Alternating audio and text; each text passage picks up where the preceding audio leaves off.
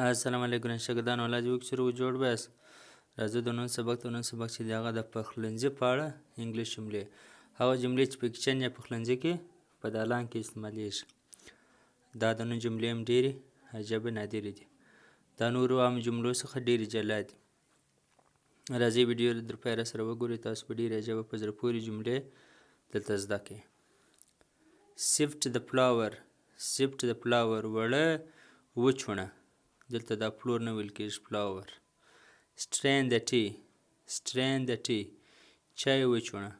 هغه چای چې پکې بیا تر منځ کې اچوي نو پاڼې وچوڼي او knead the flour وړه واغږه وړه تینکې که saute the onion پیاز سره که دا saute نه ویل کېږي saute stir constantly مسلسل یې سره لړه دا کتغ په کاچغه باندې انسان لړي د stir constantly پرله پسې مسلسل او stir occasionally یو وار سره لړه stir occasionally یو وار پر موقع باندې یا پر وقفه باندې the curry is delicious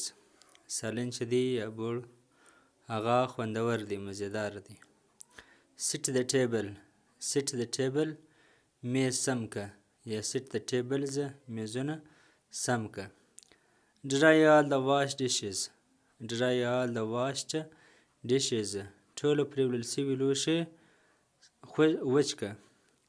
ټولو پریولل سوي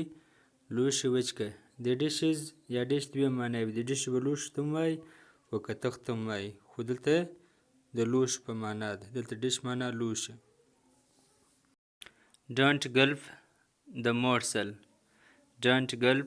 the morsel ګوله مه تېروه دغه چې سان بس ژوندی تېره کړه چا خبر don't gulp the morsel هم ګوله ته وایي ماوت پل هم ګوله ته وایي چې سان یې نه وژوي بس ویې خوري دې ته ګلف وایي نه she has sieved the flour دې وړه چوڼلې دي sieved هم ورته وایي sieved هم ورته وایي rinse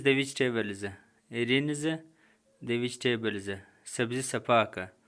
پرېوه صفا که نو ګران شاګردانو دا زموږ د نن سبق چې د پخلنځي په اړه انګلیش جملې ولې او که چیرې مو ویډیو خوښ شوي وي سره لایک یې کړئ که چیرې پوښتنه دا رقم لري چې پښتو ترجمه کې تاسو په کمنټ کې ولیکئ چې موږ یې درته ترجمه کړو په انګلیش کې یا که بل سوال لري هغه هم ولیکئ الله حافظ